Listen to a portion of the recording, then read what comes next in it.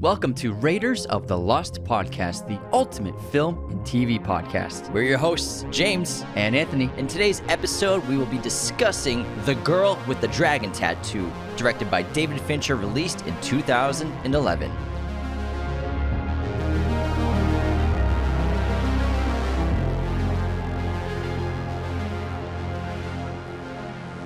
Hello, movie friends. Welcome back to our show. We're happy to be here. We're going to do The Girl with the Dragon Tattoo, which is, I think, a really underrated film in his filmography. I adore the film. Yeah, this came out in 2011 on Rotten Tomatoes. It is an 86% critic score, an 86% audience score. Pretty rare to get that same number. IMDb, it's a 7.8. And this is not a remake of the Swedish movies, the original ones. There's an original trilogy starring Noomi Rapace, but this is, just think of it as a second adaptation of the book. It's not, we're remaking the movie for it's an Hollywood. American adaptation, yeah. Yeah, and David Fincher, one of the best filmmakers of all time. This might be his most underrated movie, maybe his most underappreciated besides like this and maybe, what's the one with Panic Room? Not Panic Room, Game. The Game. That's another underrated David Fincher movie. This one is a very long, slow burn, kind of like Zodiac. It's probably, showcases his skill as a director, showing the mundane, making it seem interesting, because of all the movies I've ever seen in my entire life, this might have the most procedural research done in a movie before. Yeah. Like in terms of like computer screens and books, documentations and books, and a lot of his movies have that. Seven and The Social Network were on computers and stuff like that. He makes it look interesting, but this one is just countless scenes of it. He does really interesting things to keep you engaged, even though there's a lot of investigation that we're experiencing as audience members. Screenplay was by Steve Zeilen, who did a bunch of his movies. Moneyball, Schindler's List, Gangs of New York, American Gangster, so excellent writer. And based, obviously, on the first book of the trilogy written by Stieg Larsson. Larsson, it's actually a pretty tragic story. He wrote the novels in his spare time as a hobby. He wasn't a full-time novelist, and he actually passed away before these books were ever published. And I believe it's his wife who obviously knew that he was writing the books and how passionate he was about them. After he passed away, she's the one who spearheaded getting them published. And so, unfortunately, Larsson had no idea that his books would be a cultural phenomenon around the world, because when these came out, it was the late 2000s and then the early 2010s, they started being published in America. Everybody was reading them. It became a sensation. And everybody loved it. And when the Swedish films came out, we saw that trilogy. So it's actually it reminds me of the author of Moby Dick passed away before Moby Dick became Herman Melville. Herman Melville before it became a sensation. Guy. And so he didn't even know that he died broke, and so he had no idea that people would love his writing. Just like Vincent van Gogh. Yeah, exactly. Same thing with Larsson. Although I don't think Larsson was was broke, but this was just his side thing that he did for fun, and unbelievably it became. Ended up becoming an amazingly talented writer, and the story is so unique and original and fantastic. And his characters are incredible, and the world that he built is just so fascinating. There's nothing like it, and it's a really special book series. And the Swedish films, they did the full trilogy. That is really excellent. And then Fincher, I think, made the strongest of all of the adaptations with this film. Yeah, those movies are really great, and we got a star from Noomi Rapace, who she's amazing. She's amazing. Yeah. She's in a bunch of movies. She was in the Prometheus reboot, basically, of the Alien franchise. She also is big in Icelandic film and Swedish film. She was most recently in Lamb. Yeah, she starred in Lamb and helped get that project made. So she's got some pull in the film industry now, which is great. And she's such an awesome actress. She's great as Lisbeth Salander. I would say that she's the perfect Lisbeth. And although I think Rooney did an excellent job in this film, but I think Noomi's just. I think she was the perfect Lisbeth. I think it's because she's Swedish. She speaks Swedish. It's a Swedish movie. It's different when you have actors who are American playing Swedish characters. I think it kind of takes that out of it. Kind of like how a lot of the actors in this movie, like Stellan Skarsgård's obviously Swedish, and this is the first film in over 20 years where he actually slept in his own bed while making a movie, because he's been working in Hollywood for so long. But he's from Sweden. And obviously his kids are from there as well. Good stock. Yeah, so Alexander Skarsgård and Bill Skarsgård, some good genetics going on. But he's been working in Hollywood for so long that he doesn't even work that much in Sweden anymore. But he got to change of pace because they shot this in Stockholm and in Sweden. And so I think the having actors who are either British and American And if they're either doing a Swedish accent or attempting a Swedish accent, it maybe doesn't come across well to viewers and audience members. Like Rooney and some of the other Americans in the film, it's not completely like a perfect Swedish accent. And Daniel Craig is doing his normal accent in his voice, which is common in movies. You'll have an actor come in and just do their normal accent if it's like a film that takes place internationally. It's not that big of a deal. You just kind of accept it. That's how all American movies before 1990, if they were based in a foreign setting with foreign characters, it would just be Americans or British people in the roles, and they would just speak with their own accents, which I think it worked out because Craig is such a talented actor, and it was great to see him outside of James Bond because he was just doing like back-to-back Bonds, and then he did this. And I think it actually works with him having the British accent, especially because the other accents aren't perfect. Joel Kinnaman, ironically, the only Swede the major Swede in the movie, only has one line. Besides Stellan Skarsgård. Oh, yeah, besides Stellan, sorry. And Stellan's accent, it's real. But I like how Craig went British. It might have worked better if everyone did British. I mean, I don't know. I'm not sure. Possibly not. But I think it was a smart move. He's the one who decided I'm not doing Swedish accent. That would be dumb, and I don't want it to be distracting. So I think it worked out that Daniel Craig didn't do the accent. I remember when it came out, people were like criticizing him for not doing an accent and just doing his natural one. But I think for the character, spaghetti westerns, man, same thing. Once you're 5 minutes into the movie, you're like, oh, this is Mikael Blomkvist. Like I totally agree with this. And unfortunately, it seems like the Dragon Tattoo series, it doesn't seem like Americans ever want it.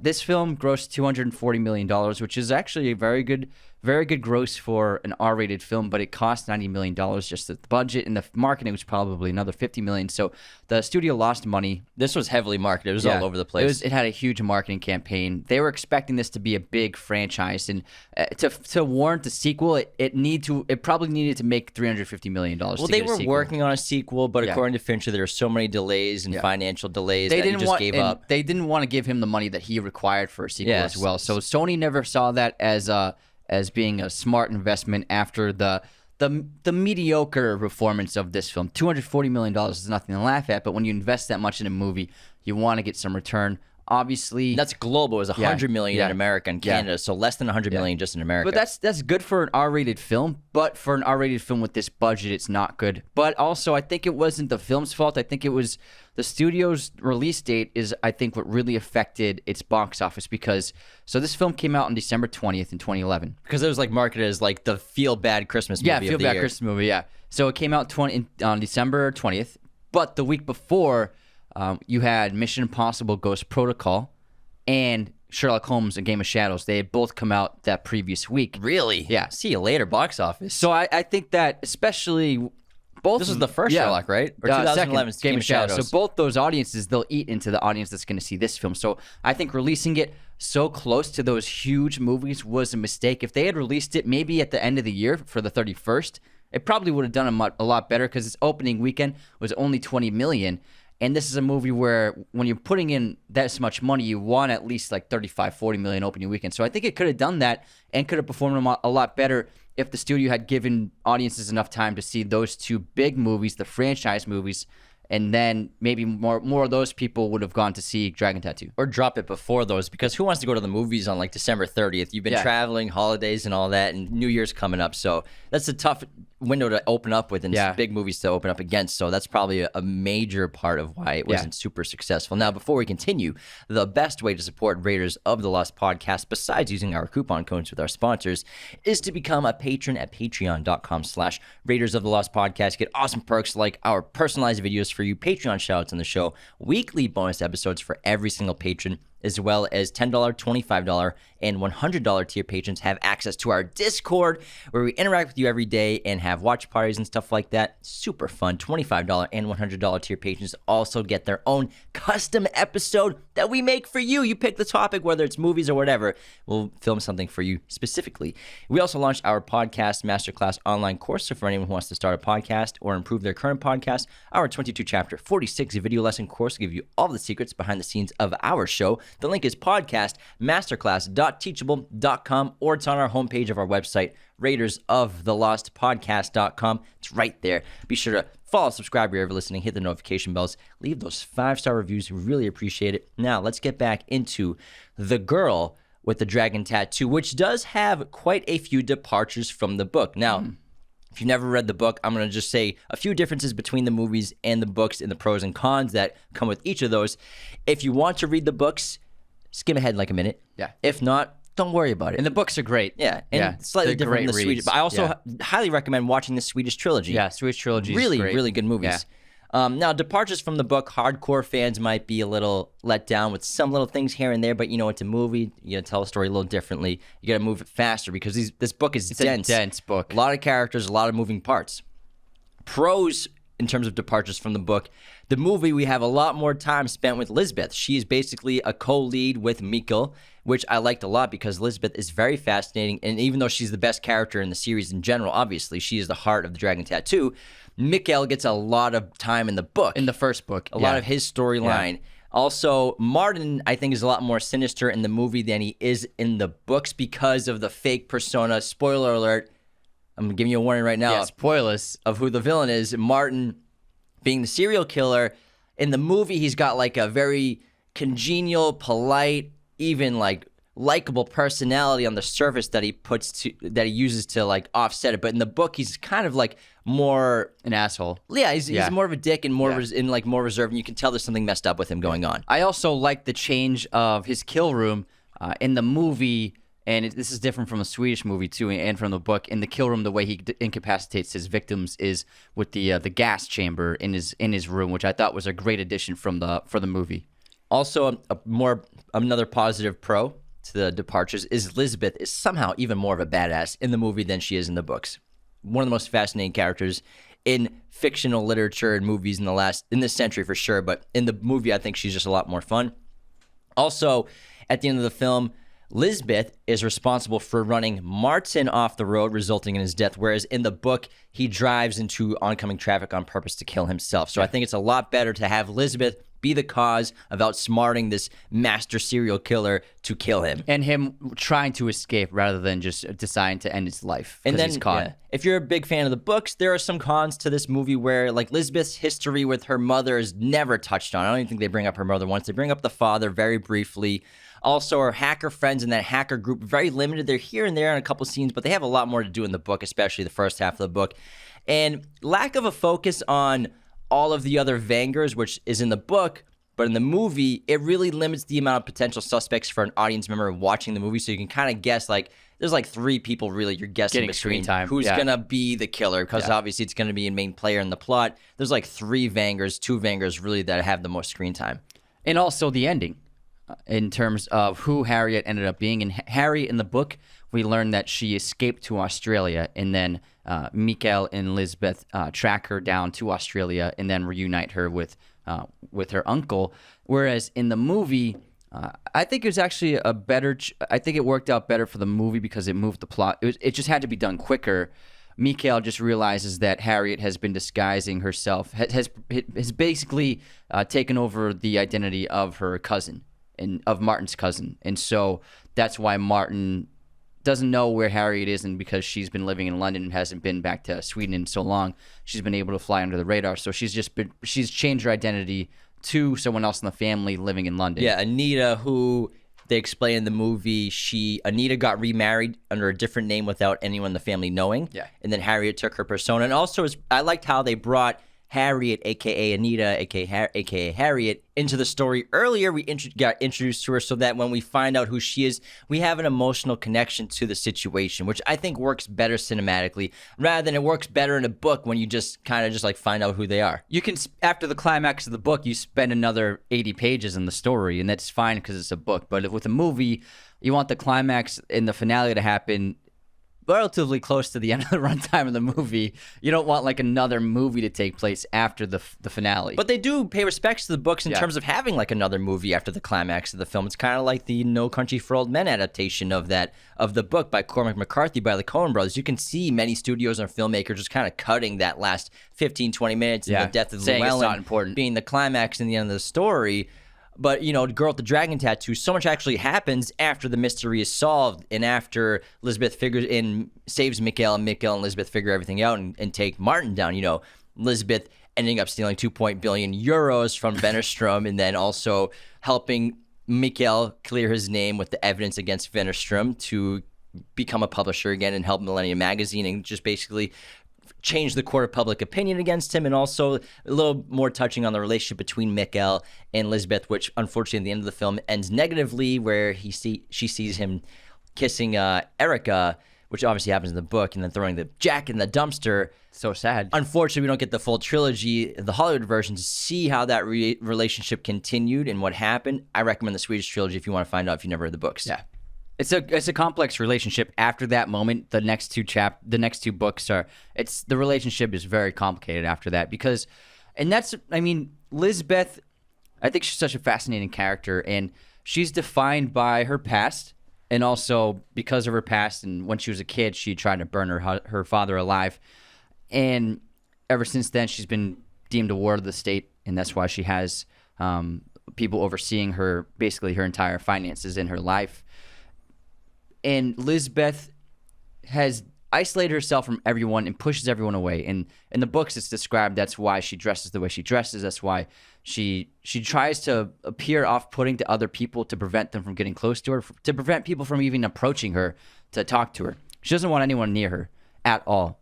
And everything is a defense mechanism to prevent people from getting close to her. And that's why it's actually really touching, her and Mikkel, how their relationship kind of blossoms in this film, because and he doesn't even try. It's just because he's kind and respectful towards her. She begins opening up and letting down her barriers and makes him breakfast and wants to buy him a present and wants to see him and wants to talk to him. It's actually really beautiful when you understand how much the character's been through and how she's been treated her whole life, to open up to a man, especially in such an intimate way and an emotional way. It's really endearing. And then that's why the ending is so tragic for her, because she wants to start a relationship with this man. She's buying him a present. It's a leather jacket that he had, the identical leather jacket he had when he was in his 20s. I don't think that's in the movie. Yeah. No, it's in the movie. The photo of it? Yeah, the photo of it. You're right. And she's making a big grand gesture to show that I want you in my life. And she discovers that even though he is kind to her, he still has this relationship with Erica. And it's really tragic for her, because she's finally found someone she thinks she can, be with. Yeah, it's unfortunate. And Elizabeth Salander is, like I said, one of the most interesting fictional characters made in the 20th century for sure. And I wish we got the trilogy, because I think what David Fincher would have done was incredible. The books are so damn good.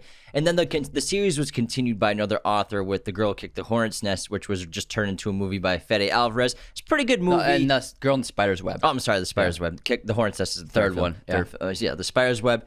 Fede Alvarez made that, the guy who made Don't Breathe. It's a pretty good movie.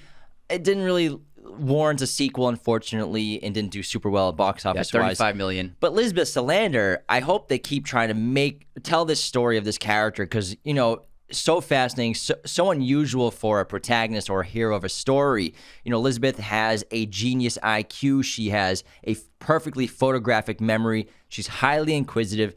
Horrifically traumatic past because of the abuse her and her family suffered from her father, which, if you want to learn more about the father, read the full trilogy. It gets wild. Yeah. And like Anthony said, she's a ward of the state. And even Mikkel asks Elizabeth, how is a 23-year-old the ward of the state? And in general, the term ward of the state... Such an impressive 23-year-old. Yeah, but in general, 23-year-old in general, because the term ward of the state means a child who is determined by state where the child resides, is a foster child, a ward of the state, or is in the custody of a public child welfare agency. So the state still recognizes her as a child, even though she's 23 years old.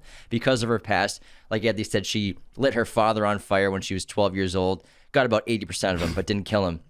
She's defined by her loneliness. She's exceedingly antisocial. She has an inability to empathize with anyone. She trusts basically no one. Like Anthony said, she's hiding behind the aesthetic, and her reveal of her face in this movie for the first time, we've talked about it before in Fincher episodes, is he's such a brilliant filmmaker. He shows everyone's reactions to Elizabeth Salander before we actually in the camera get a good shot of her face and everything. She pulls up in the motorcycle, going up the elevator, walking down the hallway. We're seeing the coworkers that she does not interact with, because she seldom comes into the office, what they think of her by looking at her before we get to see her. And like Anthony said, she's trying to make herself as unapproachable as possible. She's a freelancer working at Milton Security. She does these very thorough background checks, which are also pretty illegal because she is hacking into people's computers. I think the filmmakers had a challenge with making the design for Lisbeth, because they did a terrific job on the Swedish trilogy with Numi. Her design was excellent.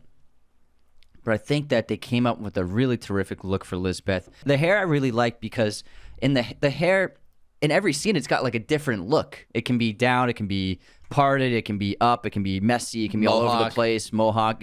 And also, I don't know what you call like those sideburn thingies, those trails of hair that go down her face. That's an excellent way, the sideburn thingies. And so I think they did an excellent job with her hair, especially because it looks so different. It has a great shape and body to it in every sequence. And also it relates to how she's feeling in that moment, like whether she's hungover or she's just feeling her Lisbeth self and making it look the perfect way she wants it to look.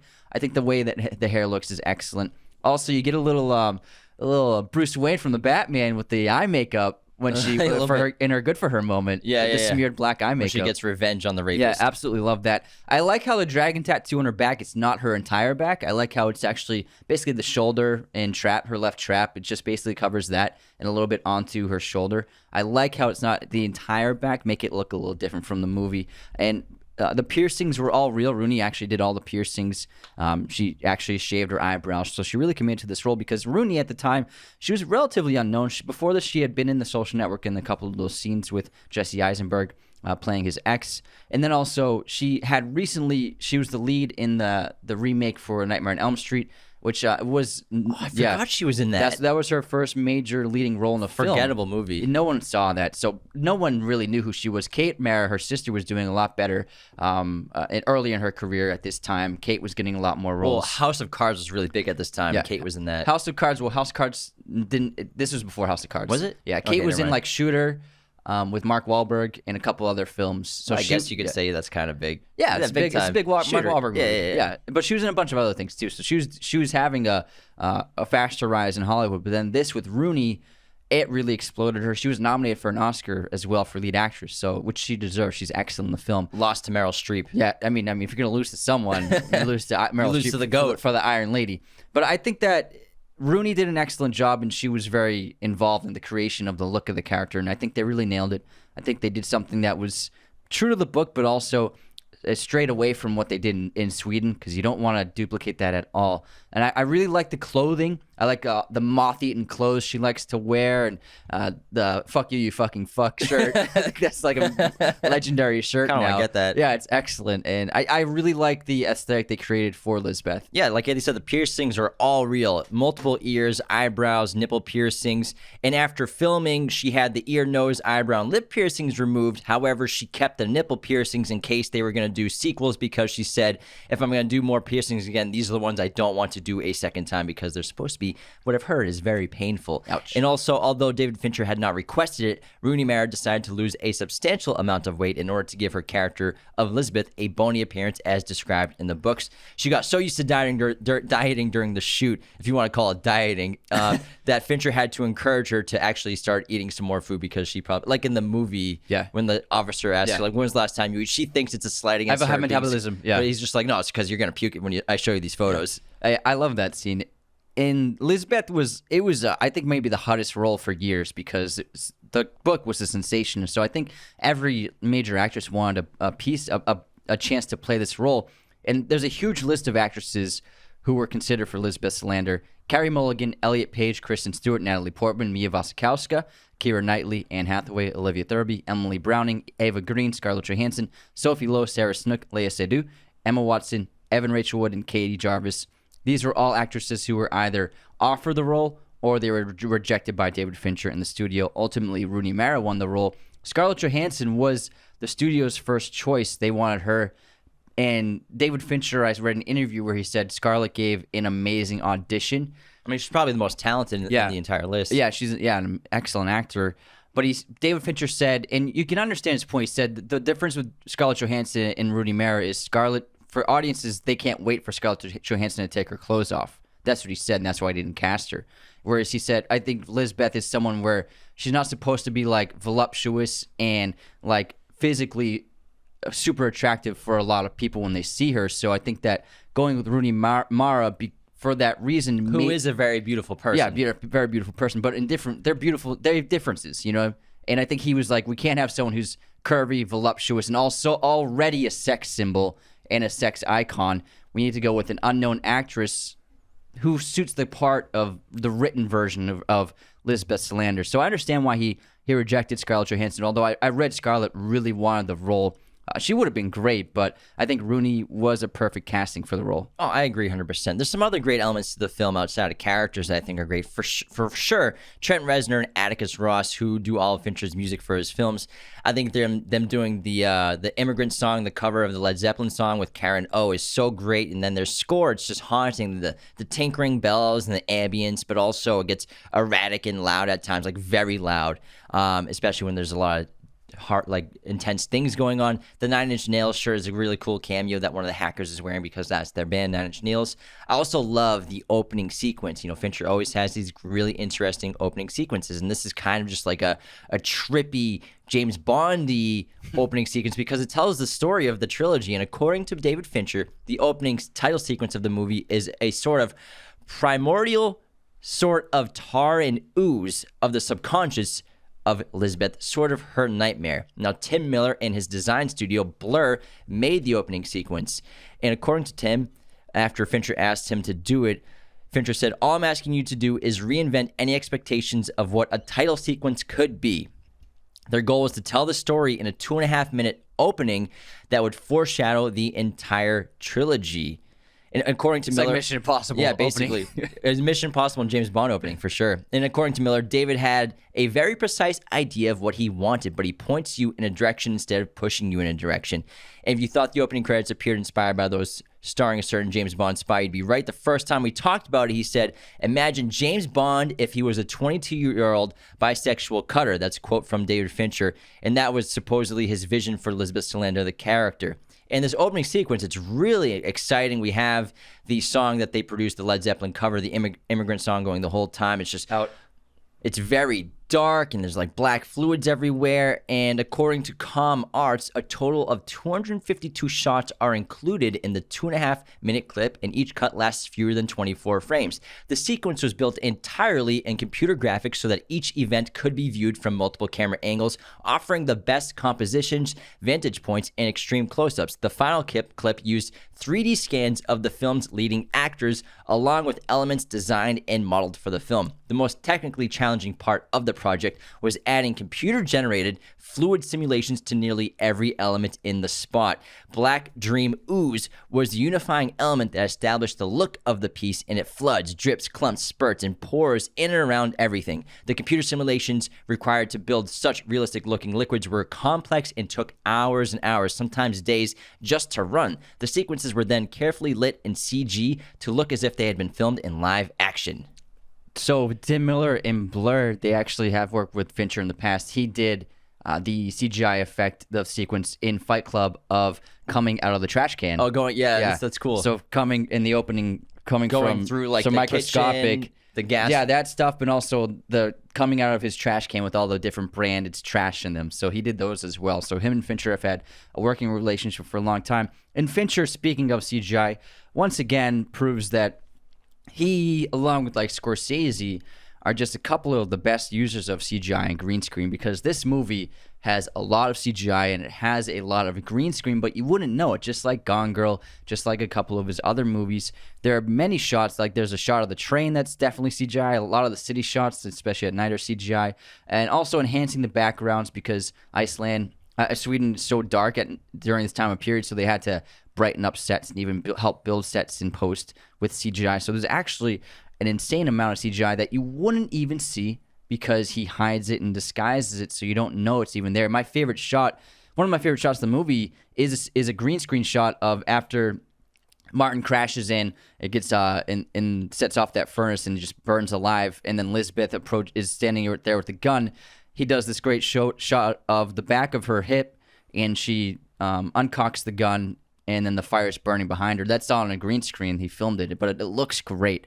So he's always blending in CGI and green screen throughout his films and lacing it here and there and sprinkling it, and you don't even know it's there, which I think is really terrific. This is actually a funny bit about the motorcycle chase because they filmed the tunnel scene there's one shot of Lisbeth speeding through the tunnel past those cars when she's chasing Martin, and They filmed that in Sweden, but the footage ended up being way too shaky, so they had to do it again, but in LA, because they couldn't go back to Sweden. So just the way they got around making it look like Sweden was they just had all Volvos and the Volvos inside the tunnel, and then that made it look like it was Sweden.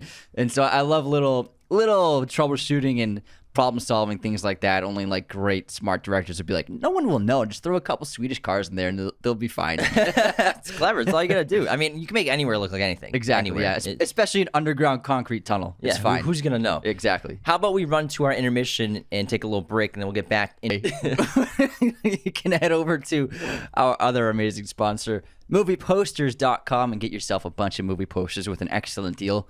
Use our special promo code Raiders10 to get 10% off your order today. They have a gigantic selection of pretty much every movie and TV show imaginable, as well as all sorts of sizes, framing, and backlighting. So whatever your poster needs are, movieposters.com has you covered. You can get everything from your favorite superhero film, your classic movies, foreign films, TV shows, whatever your heart desires, you can get it at movieposters.com. And don't forget to use our promo code Raiders10 to get 10% off your order today. All right, let's begin our intermission and start with the movie quotes competition. You ready? Yeah, I'm ready. All right, listen. I'm listening. I'm about to do to you what Limp Bizkit did to music in the late 90s. What did they do to the music in the late 90s? They revolutionized it. Oh, yeah. I don't know. Deadpool. Oh, good. Good quote. I think he's about to murder somebody. Yeah, kill break stuff. Yeah. No, because like Limp Bizkit is kind of trash. We loved it when we were 13. Yeah, it's great. It's great when we were 13. Fred Durst was so cool. Yeah. Okay, here's my quote. Such a waste of talent. He chose money over power. In this town, a mistake nearly everyone makes. Money is the McMansion in Sarasota that starts falling apart after 10 years. Power is the old stone building that stands for centuries. I cannot respect someone who doesn't see the difference.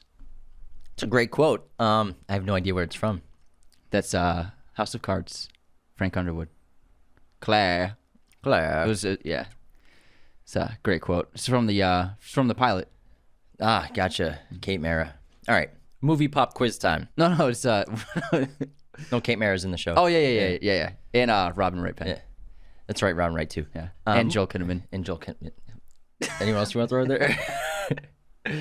And Mahershala Ali. That was my quiz question. What other dragon tattoo actor was in House of Cards besides Robin Wright? Man. I got another one I can do. All right, my movie pop quiz. I'm an idiot. We all know. Now, Rooney and Kate Mara, the sisters, are both NFL football royalty. They're the granddaughters of the owners of 2 NFL franchises. What are the teams? The Pittsburgh Steelers and the New York Giants. Correcto. The Mara's father's side co-owns the New York Giants, while their mother's side co-owns the Pittsburgh Steelers. So they grew up just football royalty. That's yeah. Yeah. Must be nice. What's your movie release year though? Oh, I skipped that. I'm so sorry. So sorry. I was so excited to get to the pop quiz because I told Anthony before we want me started to do my quiz now? Yeah. Okay. Before we started filming, I'm like, Anthony, you have a great pop quiz question. All right. What Marvel actor also starred in House of Cards? Mahershala Ali. I mean, already in Marvel movies. Oh, it's already been in Marvel movies. Already been in a Marvel movie. I'm not sure if I don't think they were in 2. I think they were in 1. But they're not necessarily like a superhero. They play a superpower person. Okay. Yeah, a comic book superpower being. And they're in House of Cards. Man, I haven't seen House of Cards in a minute. They're not in the entire series, but they're in maybe like 15 episodes. It's a lot of episodes. Yeah. 1 full season for sure. Man. Well, first of all, what an iconic show before a creep show, Kevin Spacey. Yeah. We loved it. We loved that show. Really well made. Marvel actor that was in House of Cards, 15 episodes. I don't know. Corey Stoll. Oh, he played the governor. Wasp. Yeah, he played a representative. Yellow Jacket. Yeah, Yellow Jacket. Great. Yeah. Great question. Thanks. Off the top of my head, He's great in that show. he's too. excellent. Yeah, That was like his rise. that got him Ant-Man. And he also got The Strain after Yeah. that. Yeah. Which is a great book series. I recommend it. Russo was his character name. Yeah, just like Senator Russo. Yeah, Senator Russo's, but yeah. Okay. What's your movie release year? Hannibal. 2001. Nice. Oh, yeah. Got it. Yeah. I've listened to that score so many times. I know the date. Is that Hans? Yeah. Excellent score, by the way. Obviously, it's Hans. What year did House of Cards premiere? 2013. Ding, ding, ding, ding, Got ding, it. ding, ding. Let's go. Ding, ding. Let's go. Good job. All right, who do we got for haters of the week supporters? What do we got? We got some haters. We had some haters last week, but I don't know if we'll be able to top that We got unsubscribers, not like cruel, evil haters. like last time. Yeah. Jeez Louise. Well, let me pull up a great 5-star review that we have. We got a bunch.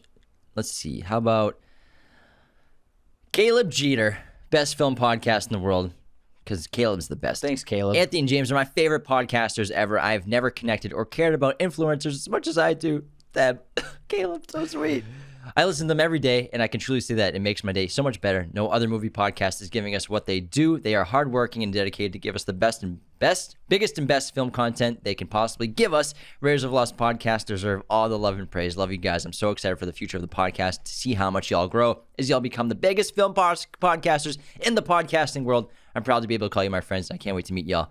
Heck yeah, Caleb. Thanks, Caleb. Hopefully we'll do a fan event very soon. And Absolutely. You know Caleb's going to be there because he's the best. You're the man. All right, I have some unsubscribers now. Also, congratulations to Caleb. He also won our movie poster contest that we did last week. He got a great Stranger Things one. No one deserved it more. Okay, so unsubscribers, Luke 101 in our Elvis review. So for YouTube, we actually didn't film our Elvis review. We just recorded it and then we posted it on YouTube with a super cut of photos from the movie. And then so Luke 101 wrote, "Are you guys too lazy to set up the camera now? Unsubscribe." Sometimes. I said, "Yeah, we were." It's a lot, man. And then Cornflake wrote, "Didn't recognize that there's another excellent Elvis movie with Kurt Russell starring Elvis. Unsubscribed." All right. Our Godfather shout out. Godfather shout out. Who we got? Angie Ramirez. Angie! Our great friend Angie. She's been a huge supporter of the show. She's joined our Patreon as a Godfather. She also has her own podcast, Tell You in Person, which is excellent with Eileen. We love that show. So if you want to listen to that, go head over to their social media pages, or you can find them on Spotify and Apple. Tell You in Person. Excellent podcast. Angie has chosen Giant for her review, which was James Dean's last movie, which he was nominated for an Oscar. Wow. Yeah. It's a great film. Excellent. Good Western. Angie, thank you so much for all the support and the kindness and the generosity. Angie, she's the sweetest. She's awesome. She's a sweet, wonderful person. Thank you so much. We're happy to have you on our membership and part of our Patreon team. We love interacting with you, having you on the Discord and in all of our group chats. You're the best. On this day in film history, today is July 18th. In 1959, The Nun Story, starring Audrey Hepburn, premieres in Los Angeles. In 1986, Aliens is released. In 2001, Jurassic Park 3 is released. In 2003, Bad Boys 2 and Johnny English are released. In 2004, Entourage premiered. In 2008, The Dark Knight and Mamma Mia are released. In 2014, Crazy Stupid Love is released. And happy birthday to Vin Diesel, Kristen Bell, Priyanka Chopra, and Chase Crawford. Family. My streaming recommendation is The Gray Man. Just dropped on Netflix on July 15th this week, so definitely watch it because we were probably going to be doing an episode on it very soon. My streaming recommendation is The Terminal List, Chris Pratt's new series on Amazon Prime. It's a great, tough, dark action thriller series. It's a blend of like Tom Clancy thriller with like Jack Ryan and Rambo. It's excellent. It's hard-nosed. It's just a bunch of action, high-octane thrills. I loved it. So if you're a fan of that kind of stuff, check it out. Now back into The Girl with the Dragon Tattoo from 2011. Indeed. We talked about Lisbeth plenty, and we'll get to her in a little bit more. No, we can't talk about her ever again. But I think the greatest strength of this movie is the relationship between Lisbeth and Mikael. And they don't even meet until over an hour into the movie, which is really interesting. It's basically two movies on their own, and then they converge. And now Mikael, They form a super movie. It's like a super movie. I like that. Now, Mikael Blomkvist is a journalist and publisher of Millennium magazine that focuses mainly on economics and social problems. He is described as being a semi-celebrity in Sweden, a status which is obviously boosted in the opening of the film, where the public inquiry of Swedish entrepreneur that he had in his magazine becomes a scandal of Hans-Erik Wennerström after Mikael gets sued for libel and defamation from Wennerström, and this has a huge impact on Mikael's not just court of public opinion, his magazine, which is doomed to go bankrupt, Millennium.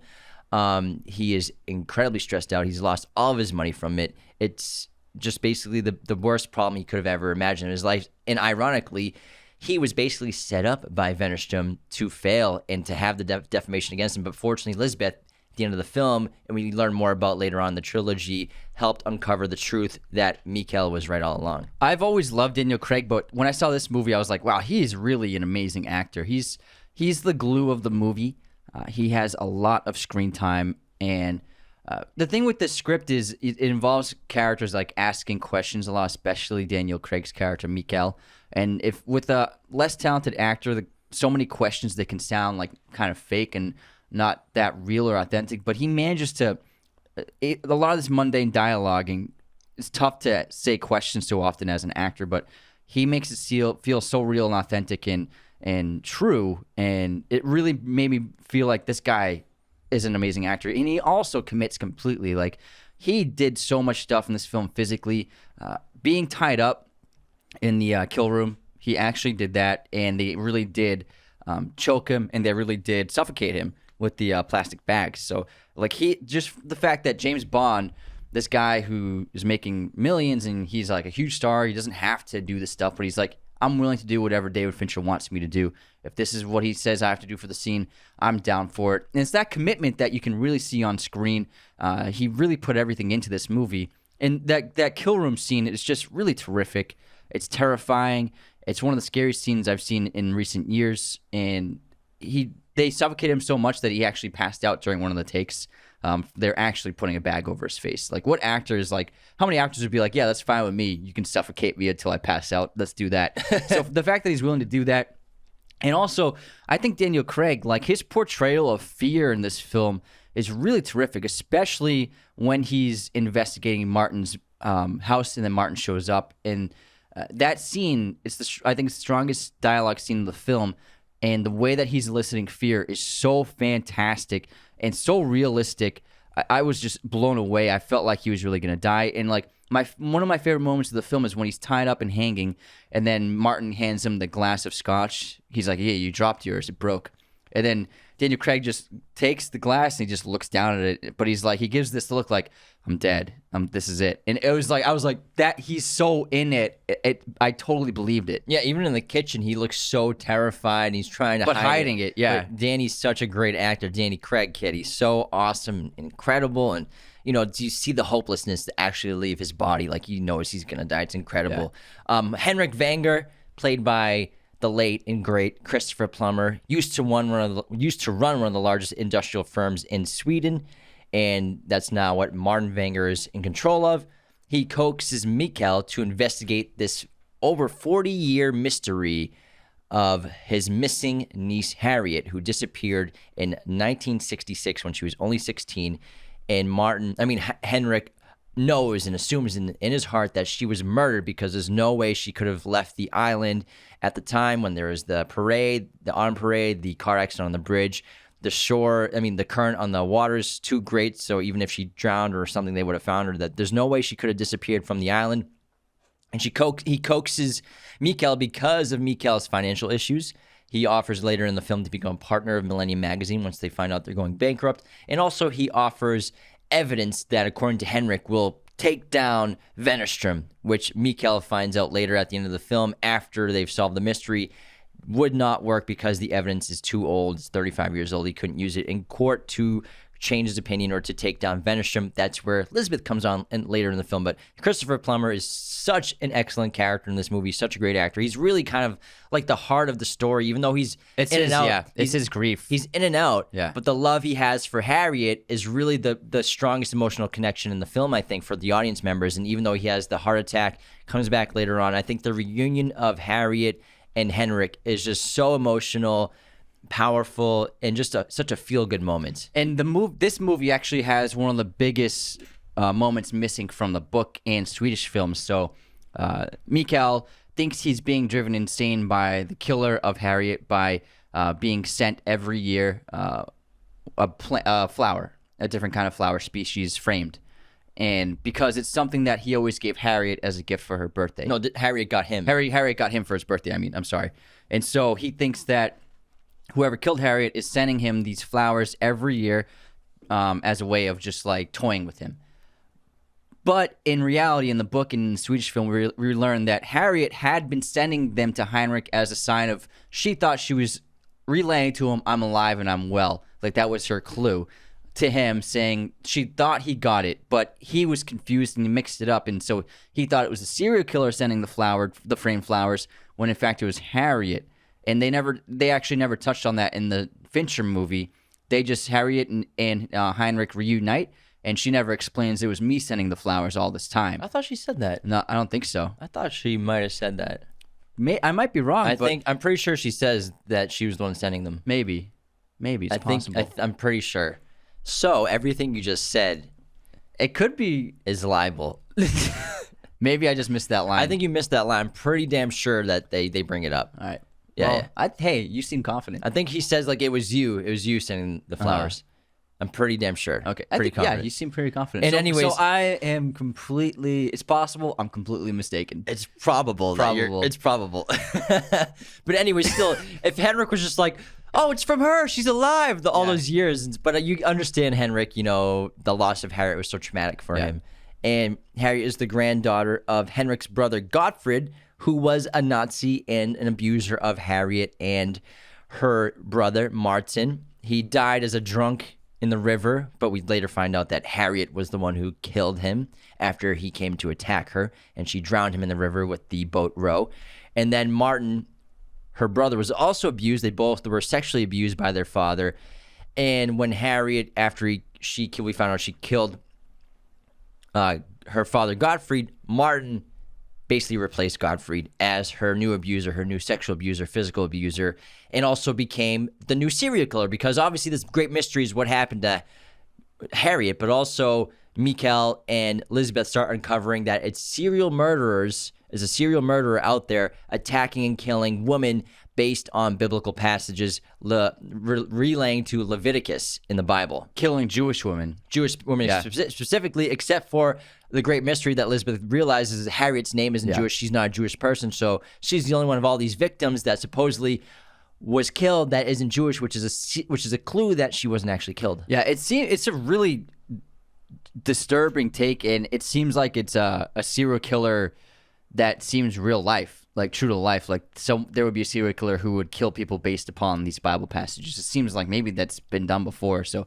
I thought it was a brilliant take on a serial killer villain for this book and for this movie. And then I think Stellan Skarsgård was amazing. My favorite thing about Martin in this movie is his house, and because Martin is all about presenting a surface that is acceptable and polite and open.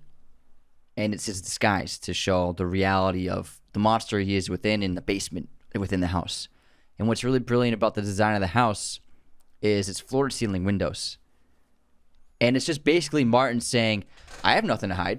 You can look into my home. I'm not doing anything nefarious. You're safe. Come on in. And but it prevents anyone from ever being suspicious of him, because they can just look right inside his home anytime they want. So it's a really brilliant thing for the serial killer to be like, the best way for me to hide is in plain sight. You know what I mean? Versus the rest of the Vangers who hide as recluses in their houses and cottages. Exactly. So he's the last person of someone to expect out from the outside looking in that he is doing terrible things. And also, the kill room is really fascinating because he has a bunch of old tech, including like an old videotape recorder that he uses to film his victims.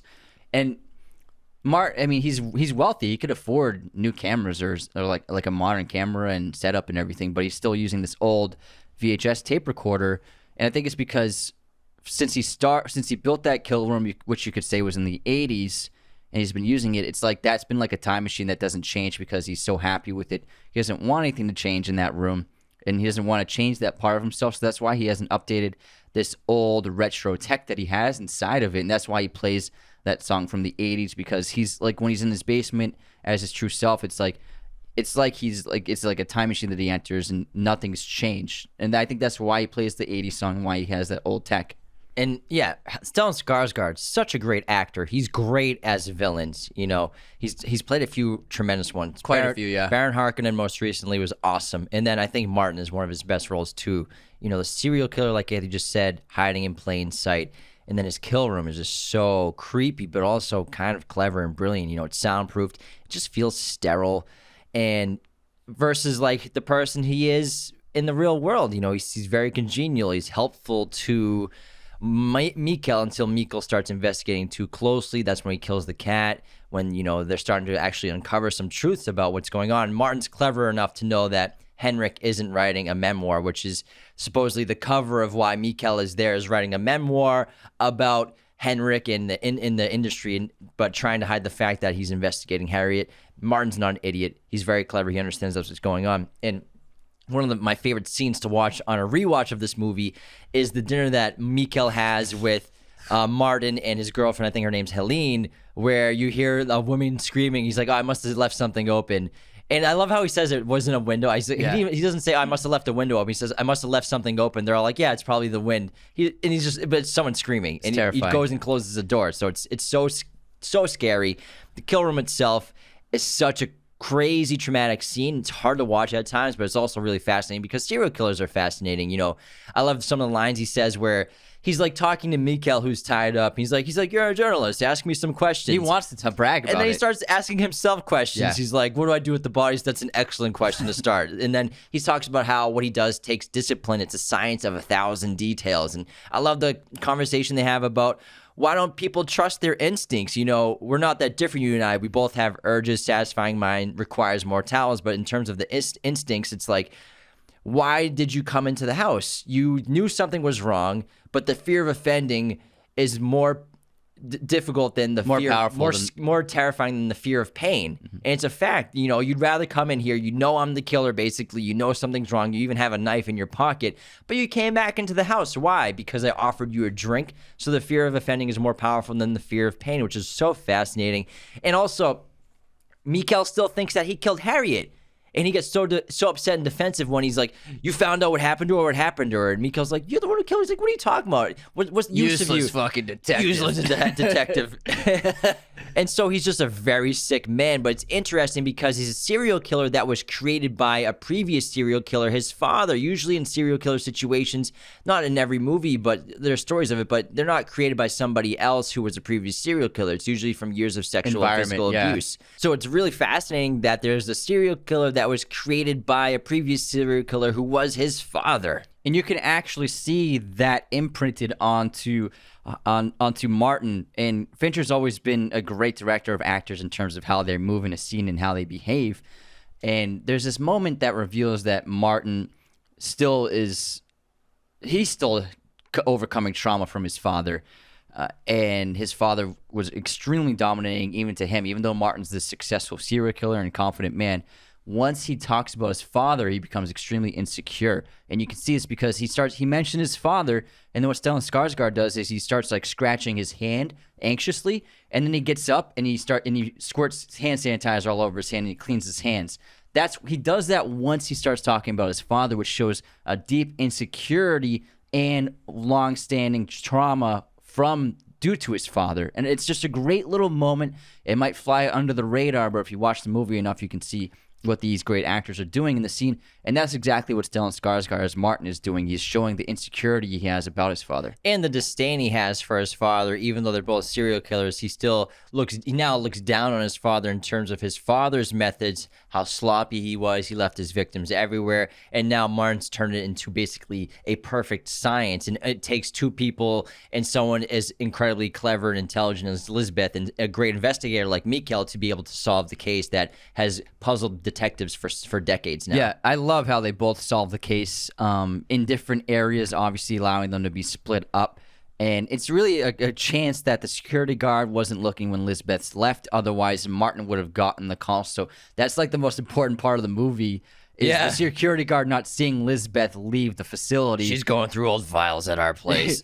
Thank you for bringing her to me. So it's that little tiny chance encounter that allows Lisbeth to slip by without Martin knowing that she's on her way. It's a great cross-cutting sequence of Lisbeth and Mikkel discovering the truth that it's Martin, because I love how Elizabeth even gives Mikhail credit, like saying like it's incredible what you discovered just from this one photograph, that, you know, there's something at the autumn parade that Harriet saw that caused her to feel fear and run away basically and leave the parade. And then they both investigate this situation differently. She's investigating the Bible passages with the other murders and the woman who've been killed, and connecting the dots between the Bible passages from Leviticus with the deaths of the Jewish woman. And they're both using the photo as reference for what could have happened. And then they both discover separately that Martin was across the street. He's the boy in that uniform that I can't remember which woman it was that Martin killed, but he went to school with her. That's what the the patch on the suit jacket is. It's the crest of that school. And then Mikhail figures it out that he's also in that photo as well. So they both figure out it's Martin at the same time. Well, Mikhail a little quicker while she's getting the coffee and everything. Yeah. He's in the basement being hung. Yeah. But fortunately, she comes with the 9-iron, whacks him in the face, breaks that jaw right God. open. Incredible climax, incredible chase. Like I said earlier, I love how in this film version, Elizabeth is the cause for Martin to drive his car off the road, thinking he's going to kill her with his car. Ends up killing himself by accident, and blowing up, which is so deserved. I wish he would have just suffered more. And there's another monstrous man in this movie who we haven't touched on, but has a major part to play in Lisbeth's storyline, and that's Björman, who takes over her as being a ward of the state and oversees her livelihood. And he's just a true monster. There are difficult scenes in this movie to watch. This movie is not for the faint of heart. There's a difficult rape scene and a difficult sexual assault scene to watch, and it's very tough. Fincher, I mean, he filmed it in a way that he's showing you what's happening, and it's hard to watch, and it's difficult, but it's important for Elizabeth's story. It shows that all her life she's just been fighting to just be an individual and independent, and no one will let her be independent or be her own self.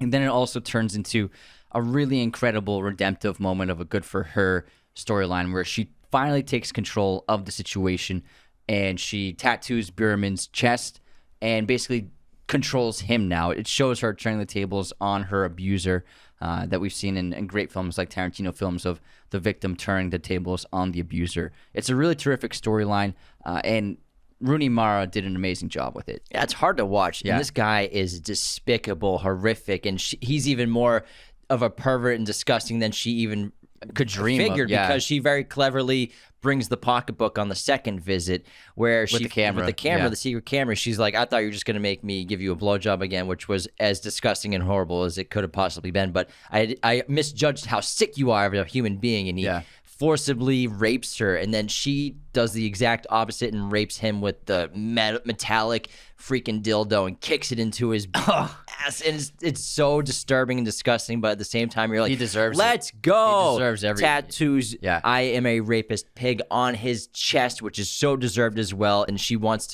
him to feel fear for the rest of his entire life, and doesn't deserve to ever be with anyone ever again, whether it's consensual or not. And it's terrific that she finally took control back of her life. It's really important because for her character. she's a ward of the state. Yeah. Even the state is failing her. The government's failing her. She had a good situation with her legal guardian. Unfortunately, he had a stroke, and she was the only person that she had feelings for and could trust, really. And now she's being taken into the government control again by a horrible person. You can assume she's had legal guardians pretty close to this guy. If it wasn't sexual abuse, it was just horrific behavior or just mistreating her in general. And unfortunately, the guardian she had before had the stroke, and he was just a kind man who she really loved. You get more of him in the book. Yeah, there's a lot more of their relationship in the book, and how they playing chess has been a commonality in their lives, a regular practice. And Björman, he's just like a true sociopath, because like he acts like he's not doing anything wrong. He's like, do you want to ride home? I can drive you home. It's no terrible, problem. horrible. And then he's like, when she comes unannounced, he's like, oh, hey, come inside. Like, how are you? How are you? Are you fucking kidding me? It's unbelievable. He's such a horrible psychopath, just as bad as Martin. And just like the actual title of the movie in the original book of the Swedish film, it's called Men Who Hate Women. That's what the title is. Oh, wow. And they changed it to The Girl with the Dragon Tattoo for American adaptations of the books and the novel in the movie. So the original title for the series of the first book is Men Who Hate Women. And so Martin and Björman are two examples, as well as the Nazis and the Wenger family. And there's more other characters in the book that that show this as well. And he's just a horrific character. And like he thinks that if I give her more money, then it compensates for what I'm doing. what Yeah. horrific thing I just did to her. Like he gives her a $10,000 check after the rape scene, Yeah. which is horrific. Like you think that's gonna solve her problems, and so she can't catch a break in life. Even the scene where she's in the subway and she gets almost her backpack stolen and robbed. Fortunately, she fights off the guy, gets her backpack, but her laptop is destroyed, and that's why she's dependent on Bjorman to get more money, because her laptop's broken. She can't work, she can't make a living, she can't get income, and she can't do what she's supposed to do. And she's a hacker, you know, that's her life, is hacking, and obviously the photographic memory and everything, but her inquisitivity and also being an incredible, one of the best hackers on the planet is also what defines her. And without a computer, there's so much more detail in the book about her connection with her computer and technology, how important it is to her to be able to use the laptop, to be able to use a computer. That's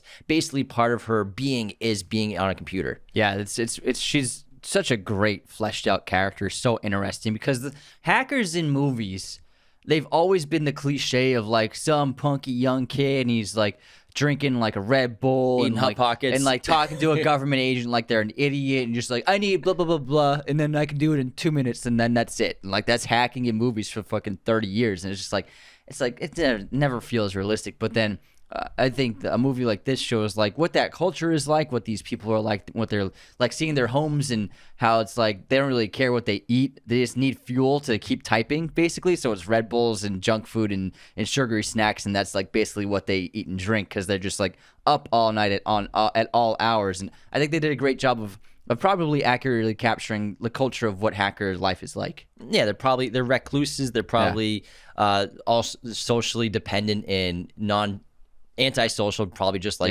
Elizabeth Salander. They spend 20 hours a day on a computer, so they can't be like a person who like is super sociable and very friendly and just like mainstream. Mm-hmm. They do a decent job of showing how great she is at hacking sometimes, like in terms of seeing Wennerstrom's screen and stuff like that, him sending emails.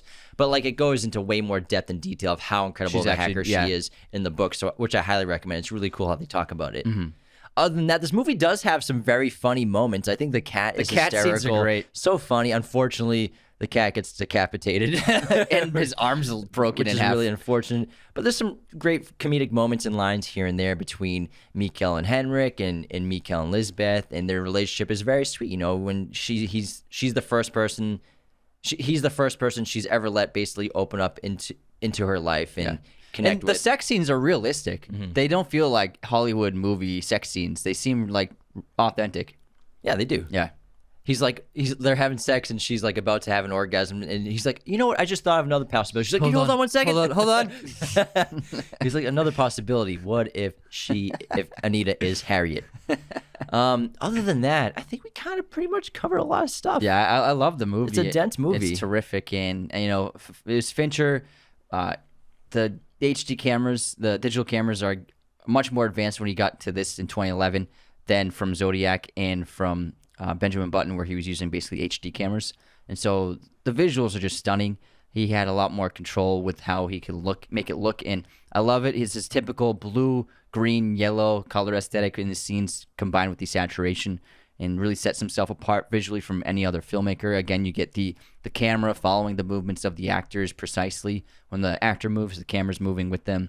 And just very controlled camera work, and it just is beautiful. No one makes movies look the way he makes them look. Yeah, they're great. I actually have a really cool fun fact about this movie. Let's hear it. So It better be cool. Actor Michael Nyqvist, who I believe passed away. Yeah, he died a couple years ago. You would recognize him from John Wick. He's like the guy's father in the first one. Yeah. He's like the mafia dad. He tells the boogeyman story, the Baba Yaga story. He plays Michael Blomkvist in the Swedish versions. And while filming a scene in the diner for the American version of The Dragon Tattoo, the cast and crew were surprised to find out that Ellen Nyqvist, daughter of Michael Nyqvist, was working there as the waitress. This is when Mikkel goes to get the sandwich and coffee in the beginning, in the first act of the film. And so after finding out, they wrote in a few extra lines for her to say, and they allowed her to interact and be an extra or an actor on the scene with Daniel Craig. That's a cool fun fact. So that the waitress is actually Michael Nyqvist's daughter. I have some cool fun facts too. Do you want to maybe hear them? Can I hear fun cool facts first, or do they have to be cool fun facts? I can do fun cool facts. All right, do fun cool facts. All right, so there's a sequence where Daniel Craig grabs he catches a water bottle that fell off the top of the fridge. Oh, and yeah. that was unplanned. It was an accident, but Craig, just being like a great actor, just kept it in the moment and stayed in character, caught it, and this just continued on the scene. And then David Fincher kept that in the shot. All that James Bond training, choreography, and fighting. He's probably got reflexes. Great reflexes. Yeah. Two of the movie's main taglines for the posters went "Evil shall with evil be expelled," and also "What is hidden in snow comes forth in the thaw."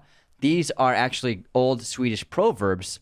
Stellan Skarsgard told these proverbs to David Fincher during production, and Fincher liked them so much, and he thought they fit the story perfectly, that he made them taglines for the movie on the posters. Can I correct your pronunciations? Proverbs. Proverbs. Yeah, proverbs. A lot of people are probably like, did he say proverbs? See, I'm Italian brain right now. It's okay. Also, Noomi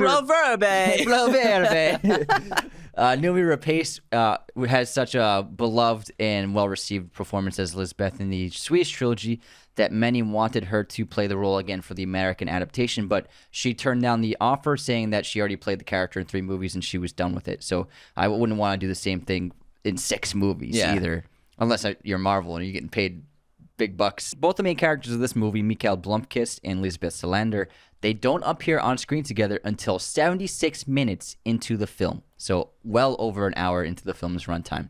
That's why when they finally meet and they have the team up, it's just so rewarding. Yeah, it's great. I love when they're together every scene. The Girl with the Dragon Tattoo was shot over a period of 160 days, which is a lot. The reason for this was because while they were shooting in Sweden, the lack of daylight prevented them from shooting for hours on end. And so, especially for on-location exterior sets, many of the sets actually required lighting several days beforehand before they even started shooting, because they had to get enough light set for each set they were working on. So that extended the shooting time. To compare 160, Fight Club took 132 days to shoot. Joel Kinnaman, a famous Swede and American actor, appeared in a role in this movie, in a basically non-speaking role. He played the character Krister Malm, who actually has a much larger role in both the second and third books, which is why a high-profile Swedish actor took the role. He thought it would be a big franchise-building role. He'd have more to do in the second films. Unfortunately, they never got made. Yeah. So Joel Kinnaman, rising star at the time, was basically an extra in this movie. He's in one shot and he just says like 3 words. He's in 3 shots, but he says, you hear one line he says, you got to get that phone call in your office to Erica. That's all you hear him say, but he's in the background of like 3 or 4 other shots. Oh yeah, let's not forget about Robin Wright as Erica. Yeah, Robin Wright Penn's great. Incredible actress. Robin Wright, she's so great. And obviously Erica, she's an American actor, does a Swedish accent, and she's tremendous, obviously. While prepping for the kill room scene between Martin and Mikael, the crew and producers found themselves wondering what kind of music should Martin play when he presses play on the stereo. They didn't have anything in mind, but Daniel Craig, according to David Fincher, Daniel Craig, to give him credit where credit's due, immediately sat up in his chair and said, "Orinoco Flow," which is the song they ended up using for the scene. They thought he was having a stroke, and no one knew what that meant because they had never heard of that song, but Daniel Craig pulled out his iPod, played the track for Fincher, Skarsgard, and writer Steve Zalian, and they couldn't stop laughing and thought it was perfect, and it was, quote, the greatest thing for a serial murderer to have this music playing as he kills people. Creepy stuff. All right, that wraps our episode on The Girl with the Dragon Tattoo, directed by David Fincher. Thank you so much for tuning into this episode. Be sure to become a patron at patreon.com/Raiders of the Lost Podcast. Don't forget to check out the Swedish versions as well. Great trilogy to complete the franchise of the original trilogy of the books. Recommend it so much. Thank you so much again for tuning in around the world. Take care, y'all. This episode of Raiders of the Lost Podcast was executive produced by our chosen one patrons, Luke Exelston, Tyler McFly, Darren Singleton, John A. Graz, Cody Moen, Calvin Cam, and Lauren Smertz. Thanks so much for tuning in to Raiders of the Lost Podcast. Be sure to subscribe if you're new. Hit the like button, leave a comment. Find us on all audio streaming platforms, Spotify, Apple Podcasts, Google Podcasts. Wherever you listen to podcasts, you can find us. Find us on Twitter, TikTok, Instagram, Raiders of the Lost Podcast. Be sure to check out one of these other videos right here for more content on our favorite films and breaking down all kinds of movie content. Thanks so much.